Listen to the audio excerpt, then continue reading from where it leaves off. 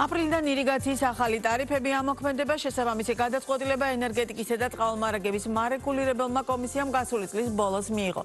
რედახის გადახდა მოუწევთ ფერმერებს სავარგულების მორწყვისთვის და როგორია ქვეყნის სამელიორაციო სისტემა. დეტალებით კრისტინე გამთენაძე გვერდება ბიზნეს პარტნიორის ეთერში. მაიკო გამარჯობა, სემეკმა ირიგაციის მიმართულებით ახალი ტარიფები 2011 წლის შემდეგ პირველად გასული წლის ბოლოს დაადგინა. მარეგულირებლის გადაწყვეტილებით ტარიფები 3 თვის შემდეგ, ანუ 1 აპრილიდან ამოქმედდება. აქამდე ფერმერები სავარგულების მორწყვისთვის გადასახად წელიწადში ერთხელ იხდიდნენ და ეს თანხა 1 ჰექტარზე 75 ლარს შეადგენდა. ცვლილებების მიხედვით კი გადასახადი მიწის ნაკვეთის მორწყვის სიხშირეზე იქნება უკვე დამოკიდებული და ერთწლოვან კულტურებზე DGG-ს ჩათვლით 116 ლარით, ხოლო მრავალწლოვანზე 102 ლარით განისაზღვრება. როგორც სემეკში განმარტავენ სტატისტიკურ ინფორმაციაზე დაყრდნობით, საშუალო რწყვა წელიწადში 4ჯერაა, აქედან გამომდინარე კი ნაკვეთის მორწყვა 450 ლარამდე ხარჯთანაა დაკავშირებული. საქართველოს მელიორაციაში აღნიშნავენ, რომ ტარიფების ზრდა ფერმერებს სრულად არ დააწვება, რადგანაც სახელმწიფო განაგრძობს მელიორაციის სექტორის მხარდაჭერას სუბსიდირების მექანიზმის მეშვეობით, ხოლო ის თუ რა თანხას გამოყოფს მთავრობა სუბსიდირებისთვის უახლოეს თვეებში გადაწყდება. ახალი სუბსიდირების სქემაში ჩაერთვება უშუალოდ ფერმერი და საქართველოს მთავრობის მიერ დასუბსიდირდება არა მელიორაციის კომპანია საქართველოს მელიორაცია, არამედ უშუალოდ ფერმერი. ეს იქნება ბევრად უფრო მოქნილი, ვიდრე დღემდე არსებობდა.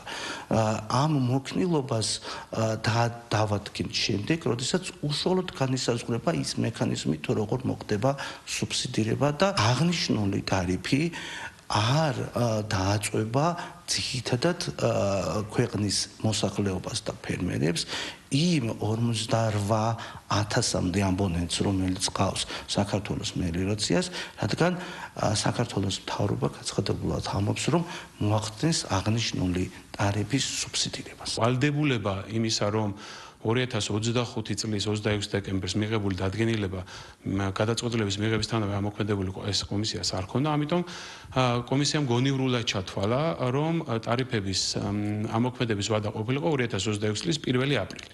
ამას ჰქონდა რამდენიმე მიზეზი. პირველი ეს იყო ის, რომ მიუხედავად იმისა, რომ 2025 წლის ივლისში დაიწყო საჯარო ადმინისტრაციული წარმოება ტარიფებთან დაკავშირებით და პროცესი მაქსიმალურად გამჭვირვალე და საჯაროდ მიმდინარეობდა, საბოლოო ციფრები მაინც გაჟღერდა დეკემბერში და შესაბამისად ფერმერებისთვის, სექტორის მონაწილეებისთვის საბოლოო ტარიფები ცნობილი გახდა დეკემბერში. ამიტომ სწორი იყო და გონივრული იყო ის, რომ ახალ გარემოებათა ადაპტაციისთვის შესაბამისი ვადა ჰქონოდა როგორც ფერმერებს, ასევე სექტორის სხვა წარმომადგენლებს. ტარიფების ცვლილება ჯერ მხოლოდ დასაწყისია და ეტაპობრივად გაიზრდება, რამოდენიმე ასეული ლარი იქნება სავარაუდოდ სეზონზე საშუალო ფასი, რაც ფერმერს დაუჯდება მორწყვა.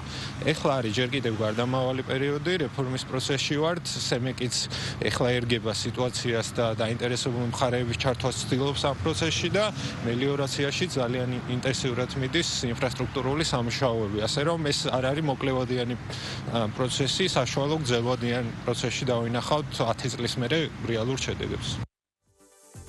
საქართველოს მელიორაციის სისტემა ჯერ კიდევ არაერთი გამოწვევის წინაშეა. პრობლემები განსაკუთრებით მწვავედ იჩენს თავს რამდენიმე რეგიონში, მათ შორის შიდა ქართლსა და კახეთში. სპეციალისტების შეფასებით გარდა წყლის დეფიციტისა გამოწვევად რჩება მისი ხარისხიც. მიმდინარე წელს კი საქართველოს მელიორაციის ბიუჯეტი 100 მილიონი ლარითაა განსაზღვრული და როგორც უწყებაში აცხადებენ, თანხის ძირითადი ნაწილი სწორედ მოძველებული სარწყავი სისტემების რეაბილიტაციას მოხმარდება.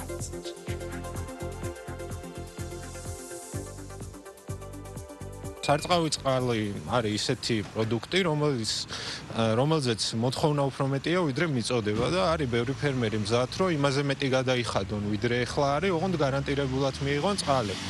პრობლემად რჩება წყლის ხარისხი, რომელიც მიეწოდება ფერმერებს, ასევე ის სეზონურობა, რომელიც მიეწოდება ახლა მაისის მეორე ნახევრიდან აგვისტომდე არის სარწყავი წყლის მიწოდება, როცა რეალურად ბევრად ადრე და ბევრად გვიანად სჭირდებათ.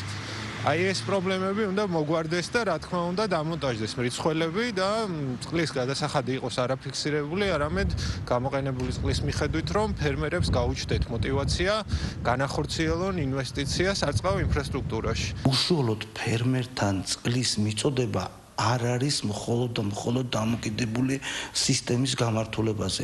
ძალიან დიდ როლს თამაშობს კლიმატური პირობები, იმიტომ რომ ძირითადად ჩვენი სამელეროციო სისტემები ნაწილი არის მდინარის ბუნებრივ ჩამონადენზე დამოკიდებული, რაც არ გვაძლევს იმის საშუალებას, რომ გამოვიყენოთ აკუმულირებული წყლის მარაგები და თუ იმ მომენტში არ არის მდინარეში წყლის ის ოდენობა, რომელიც შეიძლება მივაწოდოთ ფერმერებს, ბუნებრივია იქნება ეგრეთ წოდებული დეფიციტური ზონები.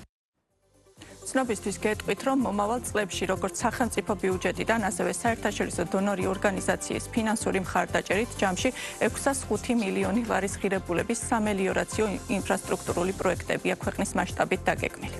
მადლობა, კრისტინე გამთენაძე საუბრობდა ბიზნეს პარტნიორის ეთერში.